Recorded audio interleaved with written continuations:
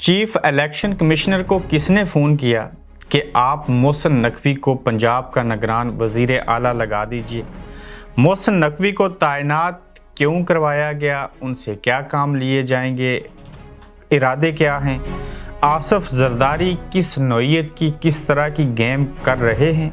परवेज़ इलाही की बात पर इमरान खान शदीद गुस्से में आ गए। आखिर वो कौन सी ऐसी बात थी। हुकूमत की मिनी बजट लाने की तैयारियां शुरू बल्कि मुकम्मल हो चुकी। अस्सलाम वालेकुम, आप देख रहे हैं गोरखधंधा और आज के गोरखधंधा में हम बात करेंगे जो पाकिस्तान का इस वक्त सबसे बड़ा अलमिया और मसला है। इलेक्शन करवाने के हवाले से और इलेक्शन से कबल असम्बलियाँ तहलील हुई, फिर निगरान सेटअप बनना था, बन चुका। अब उसमें जो तकर्रियाँ और तबादले हो रहे हैं, इसमें खासकर मोहसिन नकवी की बतौर निगरान वज़ीर आला पंजाब तैनाती जो है वो एक बड़ा मंबा बन गई। आखिर इसके ऊपर क्यों ज़्यादा किरदार कुशी की गई, वो क्यों कहा गया जरदारी साहब के फ्रंट में हैं और लोगों को ख़रीद और फरोख्त करने में जब खान साहब की हुकूमत ख़त्म हुई थी तो उसमें वो शामिल थे और पेश रहे। पाकिस्तान तहरीक-ए-इंसाफ कहती है कि हम एहतजाज करेंगे और चाहे अरशद शरीफ जब कत्ल हुए थे तो उसके बाद लोग खामोश हुए और चीज़ें हुई, हमने बड़ा सब्र किया, खान साहब को गोलियां मारी गई और अब ये लगता है कि जिन लोगों ने मामलात को सुलझाना है वो मामलात को बिगाड़ रहे हैं और अब ये अपने हक और हकूक जो हैं वो छीन के लेने पड़ेंगे, एहतजाज करना पड़ेगा। इस वक्त मुल्क के अंदर किसी भी नौइयत का एहतजाज, सड़कों का बंद होना, कोई लॉन्ग मार्च, कोई पैदल मार्च जब भी किया जाएगा, जिसको बारे में कहा जाता है कि इमरान खान उसकी क़यादत भी करेंगे, ये जहर कातिल होगा इस वक्त पाकिस्तान में। उसकी वजह कि मुल्क की मैशत पहले से ठीक नहीं है, माशी हालात बहुत बदहाल हैं, तो इस सारे अमल को करते हुए मुल्क की मज़ीद मैशत को नुकसान होगा और पाकिस्तान के अंदर एक बिगाड़ पैदा होगा। लेकिन चीफ इलेक्शन कमिश्नर जो पाकिस्तान हैं सुल्तान सिकंदर, उनको किसने फ़ोन करके, जैसे कहा जा रहा है कि कहा गया कि आप जो हैं मोहसिन नकवी साहब को बतौर निगरान वज़ीर आला पंजाब तैनात कर दीजिए। इस सिलसिले में चीफ इलेक्शन कमिश्नर ने मोहसिन नकवी की तैनाती का फैसला खुद किया और इस तैनाती के हवाले से उन्हें हुकूमत और इस्टेब्लिशमेंट की शख्सियात ने कहा, यानी कि इस्टेब्लिशमेंट ने भी कहा, हुकूमती शख्सियात ने भी कहा। इस मीन्स के हुकूमत और इस्टेब्लिशमेंट जो हैं वो एक पेज के ऊपर हैं और ये सारी चीज़ें जो हैं वो किसको फ़ायदा पहुंचाएंगी और क्या चीज़ें होंगी। मोहसिन नकवी का नाम इलेक्शन कमीशन बगैर किसी इख्तलाफ के उन्होंने कबूल किया।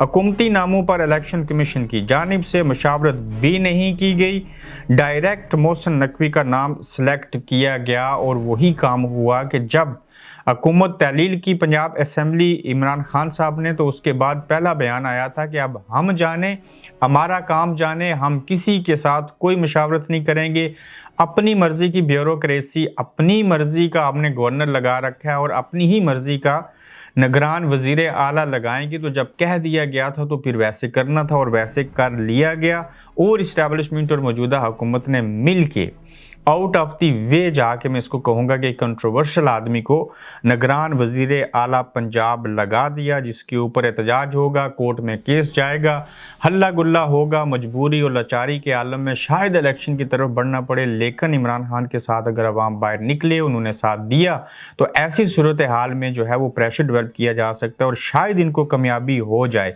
मोहसिन नकवी को तैनात क्यों करवाया गया, ये क्यों का जवाब जो है बेशुमार लोगों को मालूम है। मोहसिन नकवी ने आते ही पंजाब में अपने लोगों को हर जगह बैठाना शुरू कर दिया। मोहसिन नकवी को पंजाब में इसीलिए तैनात करवाया गया कि पंजाब की सारी ब्यूरोक्रेसी और अपने लोग लाकर बिठाए जाएं जो कि इलेक्शन के वक्त में हमें सहारा दें, हमारी मदद करें, धांधली हो, सारी चीज़ें हों। लेकिन अगर आवाम का जम्मे गफ़ीर इमरान के साथ जैसे है, अगर वैसे ही रहा तो एक तरफ पोलिंग स्टेशन भरे होंगे और दूसरी तरफ खाली होंगे, फिर धांधली का डंडोरा पीटा जाएगा। जब इलेक्शन करवाने से पहला सेटअप ही जो है वो कंट्रोवर्शियल बन गया तो फिर इलेक्शन कैसे साफ और शफाफ होंगे, क्योंकि ये एक ऐसा इलेक्शन होगा जिसके होने से कबल ही पता है कि इसमें धांधली होगी और इसको मैनेज करके ये सारा कुछ चलाया जाएगा इस निज़ाम को। आसिफ जरदारी असल में क्या गेम करना चाहते हैं और वो क्या सोच रहे हैं और उनके इरादे किस नौइयत के हैं। आसिफ जरदारी पंजाब में अपने लोगों को अहम ओहदों पर तैनात करवा कर भरपूर गेम कर रहे हैं। आसिफ जरदारी पंजाब को काबू करके अगली अपनी हुकूमत लाने की कोशिश कर रहे हैं, जबकि अगर पंजाब में सिंध जैसी सीटिंग से पीपल्स पार्टी सीटें जीत जाती है तो आसिफ जरदारी बिलावल भुट्टो को वज़ीर आज़म बनवाएंगे। सिंध में तो वो कामयाब हो जाएंगे, सिंध है ही पीपल्स पार्टी का, और पंजाब में भी अगर बड़ी हद तक मेंबर नेशनल असेंबली उनको मिल गए, उनकी सीटें हो गई, तो ऐसी सूरत हाल में बिलावल भुट्टो साहब के किसी भी 1, 2, 3 पार्टियों के साथ इत्तेहाद करके, जैसे MQM, बाप पार्टी, मौलाना फजल रहमान, इवन जमात इस्लामी को भी वो साथ में ला सकते हैं, तो उनके साथ मिलके शायद वो बिलावल भुट्टो साहब को वज़ीर आज़म बना लें। अब इस सारे अमल में नून लीग क्या करेगी, पाकिस्तान तहरीक इंसाफ की कितनी सीटें होंगी, वो पार्टी जिसके बारे में कहा जा रहा है कि जब भी इलेक्शन हुए तो वो कामयाब हो जाएगी, लेकिन देखते हैं कि इलेक्शन होते कब हैं, किस नौइयत के होते हैं और उसमें कामयाबी कितने फीसद किस किस पार्टी को मिलती है और कौन जाके हुकूमत बना सकता है। लेकिन अंदरून खाना अभी कशमकश नून लीग और पीपल्स पार्टी में जारी है कि इनमें से कौन हुकूमत बनाएगा, कौन क्या करेगा। हर एक इस्टेब्लिशमेंट को खुश करने की कोशिश करता है, मगर एंटी इमरान खान ये सारे एक हैं, और नून लीग चाहेगी कि बेशक बिलावल साहब वज़ीर आज़म आ जाएं, लेकिन इमरान खान से लाखों दर्जे बेहतर हैं इस चीज़ का फैसला जहां पे इस्टेब्लिशमेंट कोशिश कर ले, PDM की अपनी हुकूमत और जमातें कोशिश कर रहे हैं, एंड ऑफ द डे अवाम ने वोट देने हैं, अवाम जो फैसला करेंगे वही बंदा जो है वो इक़्तिदार में आएगा। अब देखते हैं कि अवाम के फैसले को कैसे रोका जाता है या अवाम किसके हक में फैसला देते हैं। परवेज़ इलाही की किसी एक बात के ऊपर खान साहब शदीद गुस्से में आ गए। आखिर ऐसी कौन सी बात थी जिसके ऊपर गुस्से में आ गए। परवेज़ इलाही की बात पर इमरान खान ने शदीद गुस्से का इजहार किया। क्या परवेज़ इलाही ने इमरान खान को कहा कि मैंने पहले कहा था कि आपका असम्बली तोड़ने का फैसला दुरुस्त नहीं, अब आप देखें यही होगा, पंजाब हाथ से चला जाएगा। इमरान खान परवेज़ इलाही की बात सुनकर शदीद गुस्से में आ गए और कमरे से ही चले गए।